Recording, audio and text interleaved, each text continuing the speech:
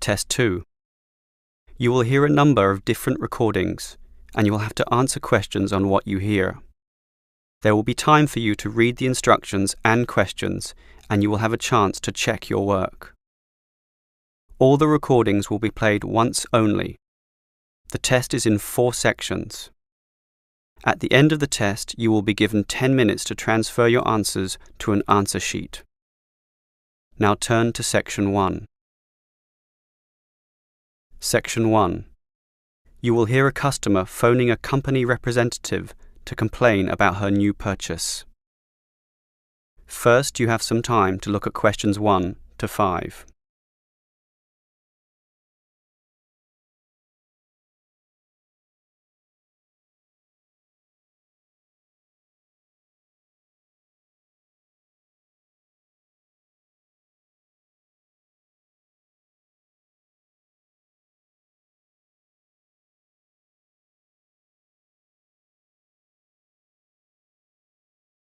You will see that there is an example that has been done for you. On this occasion only, the conversation relating to this will be played first.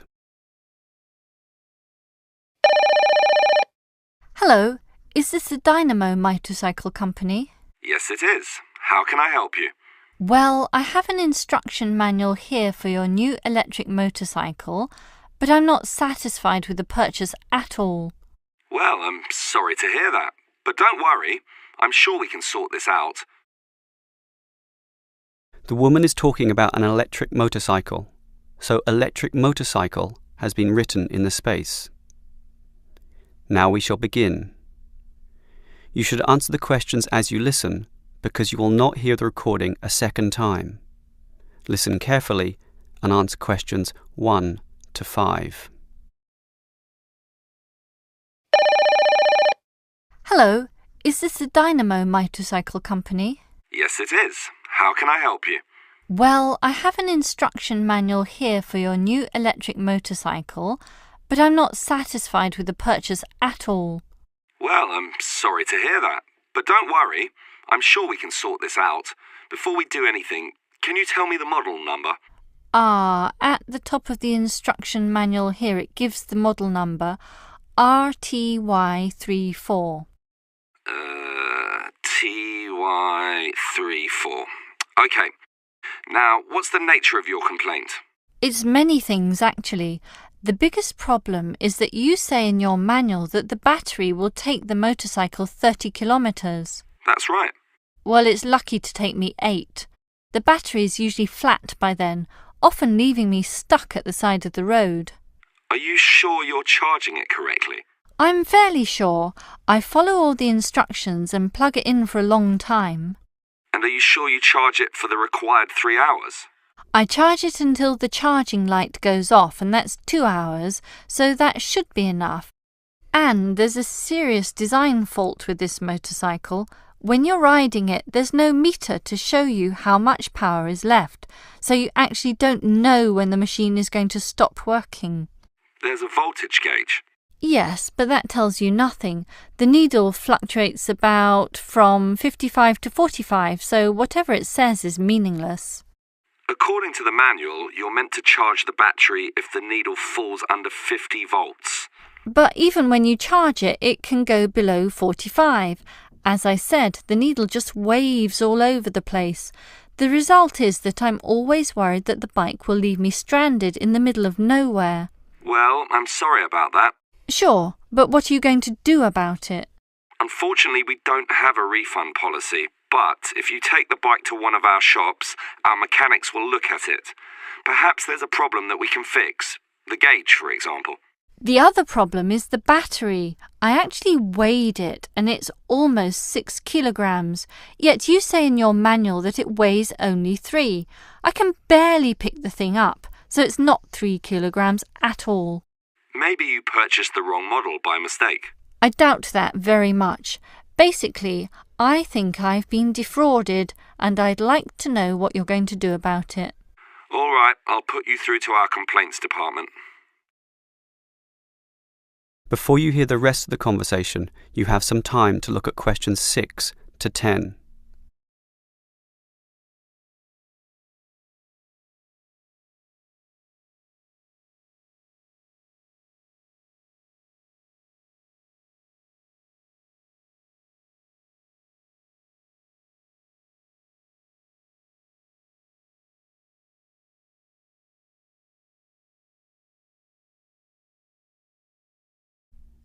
Now listen and answer questions 6 to 10.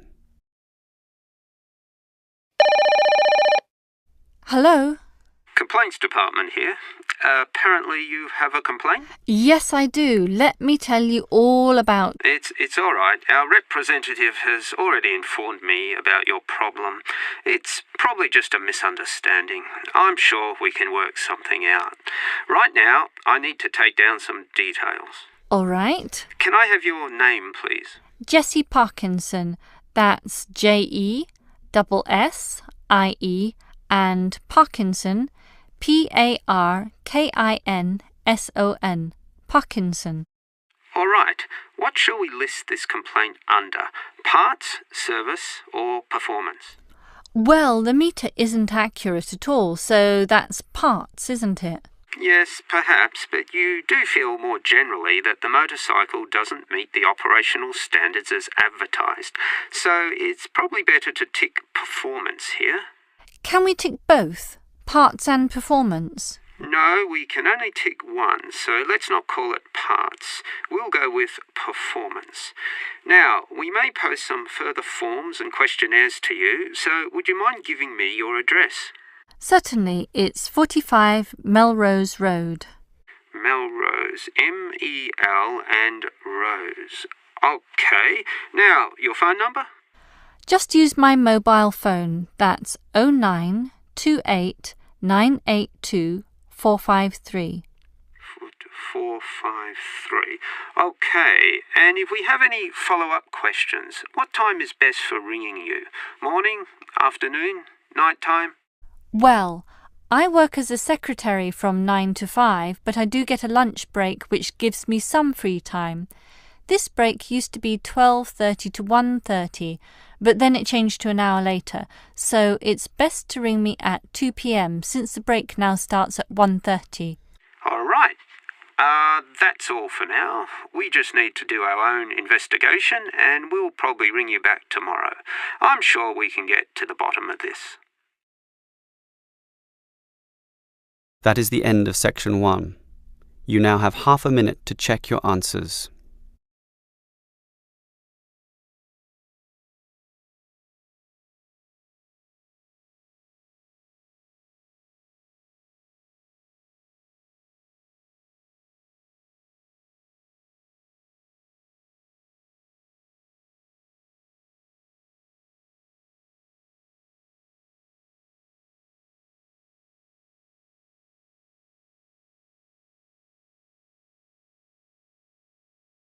Now turn to section 2.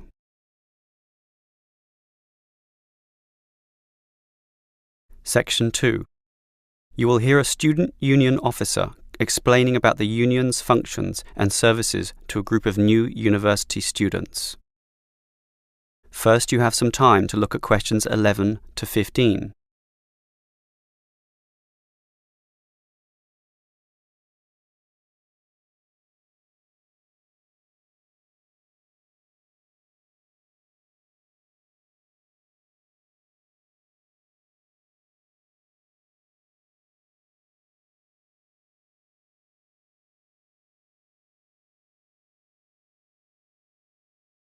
Now listen carefully and answer questions 11 to 15. Hello everyone. Now, here you all are, new university students. And the first question you probably have is, what is a student union? Another question is, do I have to join? Well, regarding this second question, let me say that membership used to be compulsory in the past, but that did cause some controversy, particularly from students who wanted to remain free and unaffiliated, and this university responded. So, joining up is no longer compulsory. It's totally up to you, although I'll admit there is a fairly strong obligation to join, since all students benefit from the large variety of services that we offer. We do understand, however, that many might be unwilling to join because of a supposed political slant to the union. Traditionally, student unions have been seen as being dominated by the left, and I suppose that's still true to a large extent. Here, however, at this university, our union discourages such one-sided viewpoints, and students across the whole political spectrum are welcome. Thus, if you feel that you are a conservative type, in other words, leaning to the right, you are particularly urged to join to provide a more balanced representation. Now, let me move back to the first question. What are we? We are a formal organisation, but totally independent of the educational body. We make our own rules, rent our own premises, and organise ourselves as we wish, and our mission is basically to help you. For example, do you remember how you all arrived in late February to have an orientation week? That gave you an invaluable induction into life here, right? Well, the student union organised all the festivities at the end of that. The barbecues, partying and drinking, and even the musical entertainment as well. We'll do that again on occasions, and as always, those events take place on the football ground. Now, do you have any questions before I move on? Before you hear the rest of the talk, you have some time to look at questions 16 to 20.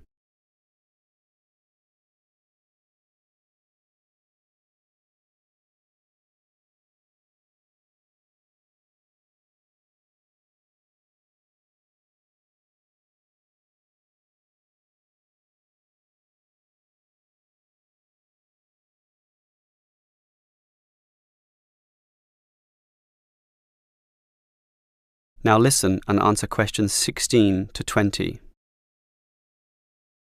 Now, let me tell you more about the student union and its basic functions.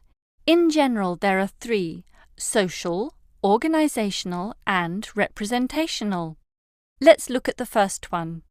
Basically, the union provides many social outlets for you to relax and have a better life at university. If you go to our union office, you'll find a list of the many clubs and societies we have, where you can make many friends with people who share a common interest. So, after class, sit with them in the cafeteria and discuss whatever takes your fancy. We also maintain sporting facilities and even our own gym, allowing you to relieve some of that pressure and worry after a particularly hard session in the classroom. And we have some small shops and other places where you can buy clothes and sporting gear, in other words, some retail outlets. And if you flash your student union card, you'll get up to 20% discount at the bookshop.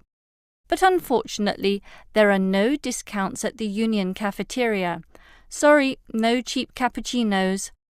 Finally, there's a student union newspaper, and you're welcome to contribute or put in advertisements if you're buying and selling goods or textbooks. You can also place notices of a more personal nature on the notice board of the union office itself. All right, let's move on to our more serious functions, which are helping you get through life here, as well as representing you in times of trouble. Regarding the second issue, if you have a problem or a grievance, or if you feel under pressure or depressed for reasons both inside and outside the university, for example, perhaps a dispute with your landlord or the people in your local gym, then come to us. We have a range of counsellors and helpers, and even some lawyers, who you can meet in the conference room. So just sip a cup of tea or coffee with them and tell them your troubles, and they'll be all ears. Basically, there's every reason to join the student union, since whatever you need, whether it be social or representational, we will help you. That is the end of section 2. You now have half a minute to check your answers.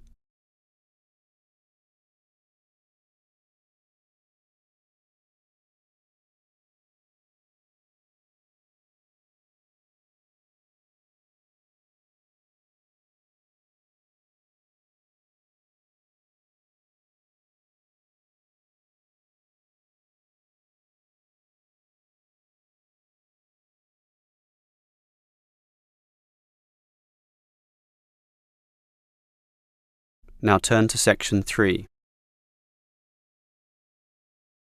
Section 3. You will hear two teachers talking about the work experience program for their students. First, you have some time to look at questions 21 to 25.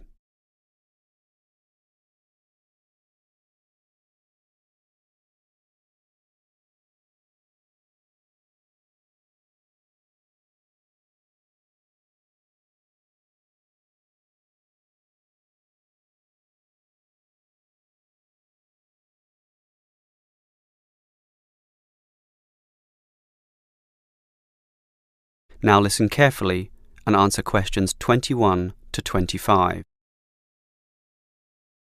OK, we've got to arrange this program. Work experience. I believe quite strongly in this myself. Studies are often just too theoretical and the best learning can be on-site. Sure, in principle, but you've got to find the right companies. For business students, it's so easy with all the commercial enterprises around here, but for our lot of engineering students, it's not so easy at all. Last year's education students were easy too. We just put them all into schools. Well, there are a few companies that will accept our students. Building sites are the main avenue to explore, but the trouble is that not many of these places want inexperienced learners around. Why not? Last year when I did this, I think these companies were worried about accidents. Now it's more a time issue. They just don't want to train people.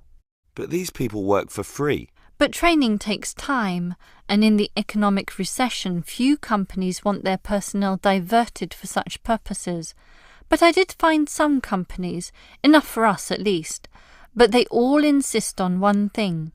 Minimum work time of 1 month, right? No, that the students are appropriately insured.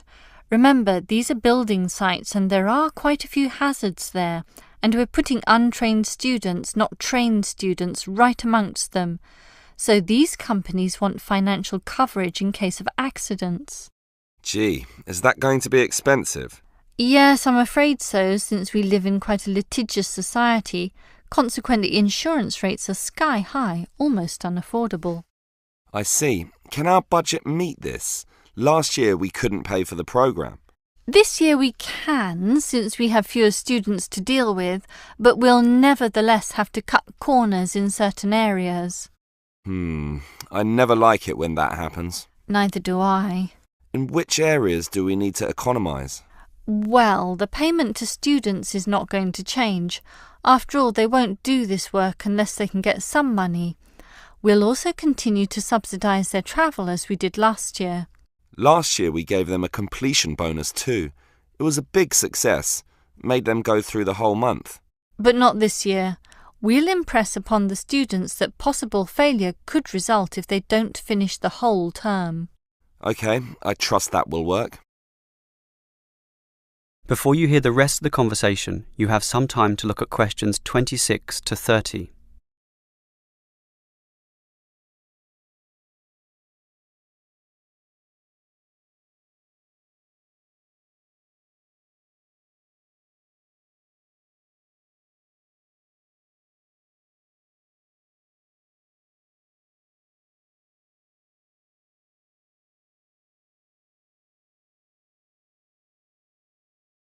Now listen and answer questions 26 to 30. The most important issue for me about this work experience program is which companies are getting involved, and that was your job. What companies did you find? Right, 4 companies are prepared to help out. Hepplewhite Distilleries, AJ & Sons Engineering, Johnson Demolition, and Sansoni Security. How many students can they take? Hepplewhite can take 5. No, 6. 6? Sorry, 5. It's limited at the moment by the winter, since beer drinking is lower around this time. As for AJ & Sons, that would be 7. Last year it was 17. Not this year, I'm afraid. The other 2 places are 6 and 6, which makes up everyone, 24 of them. Right. What about starting dates?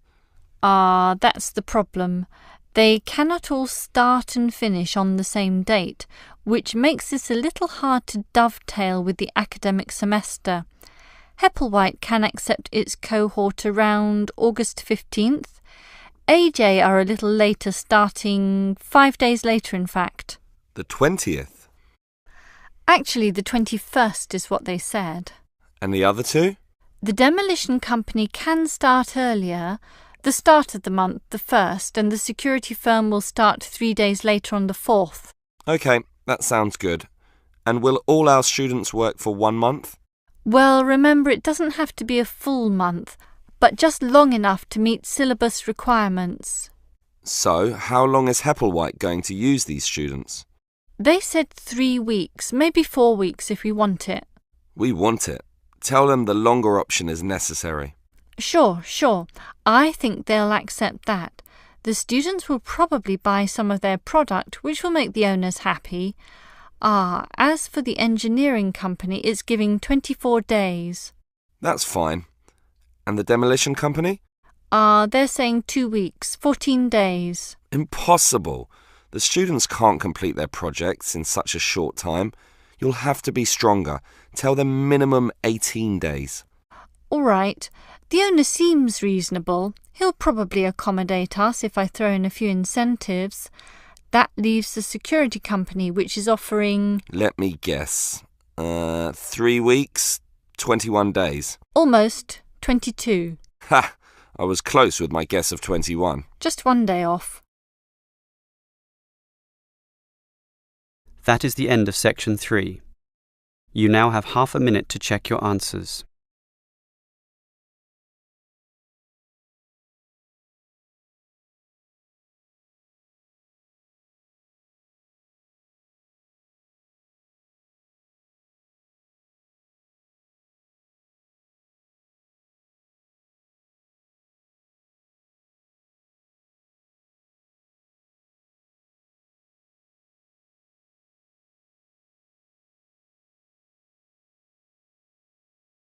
Now turn to section 4. Section 4. You will hear a lecturer talking about the process of fossilization. First, you have some time to look at questions 31 to 33.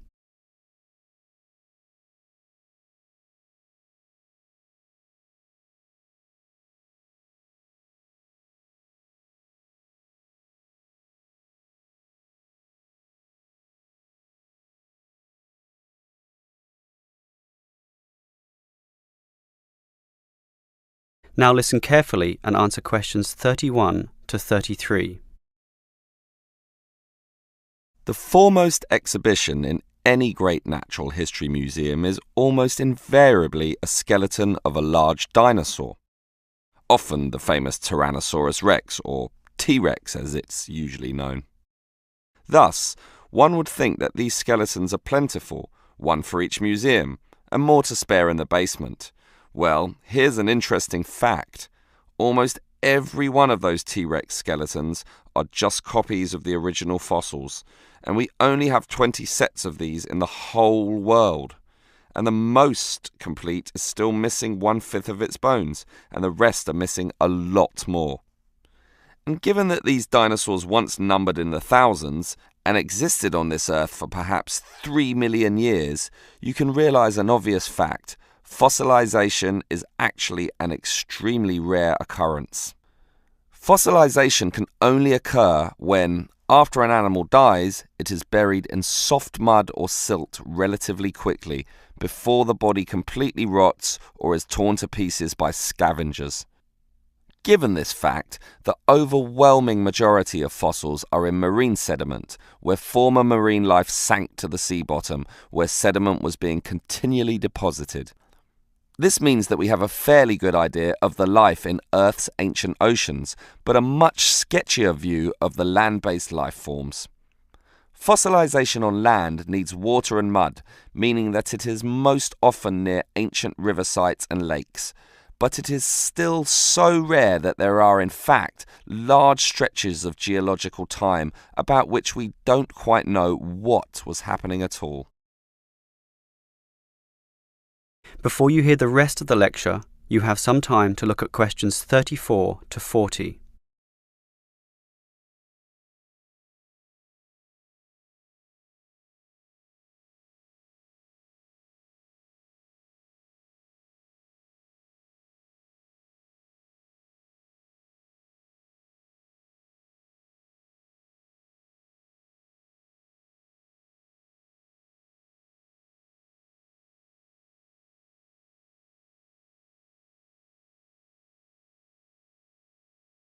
Now listen and answer questions 34 to 40.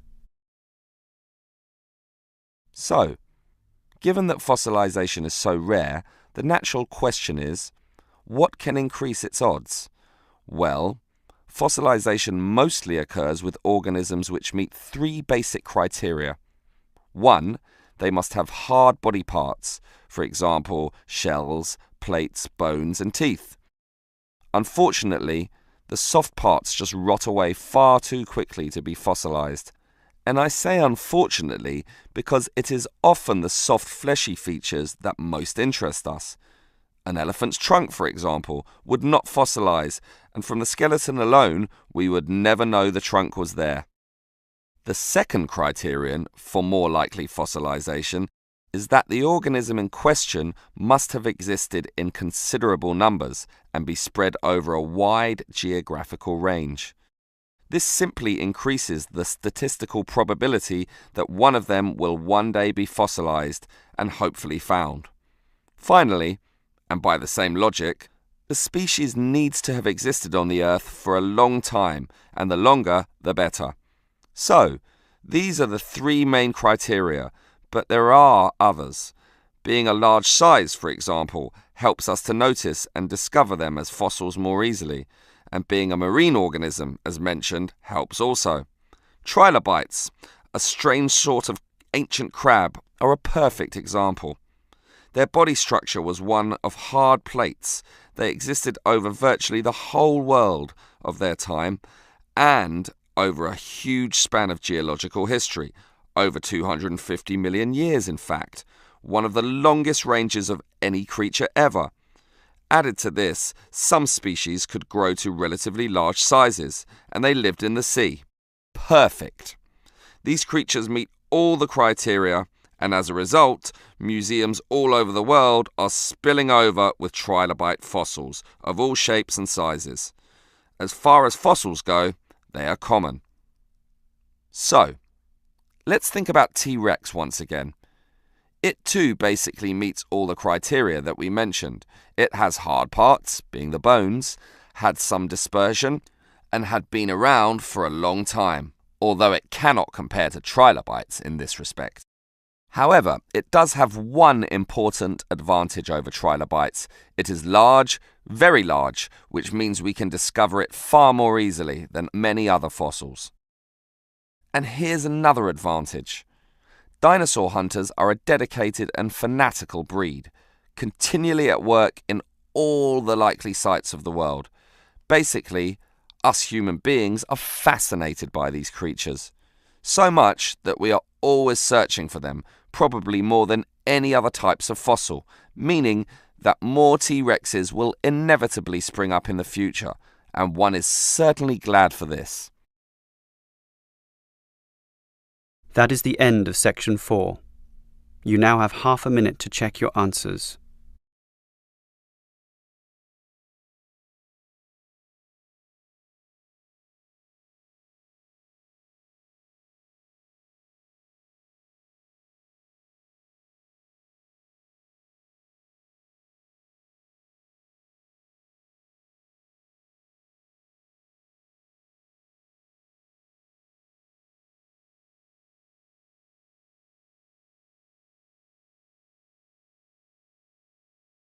That is the end of the listening test. In the IELTS test, you would now have 10 minutes to transfer your answers to the answer sheet.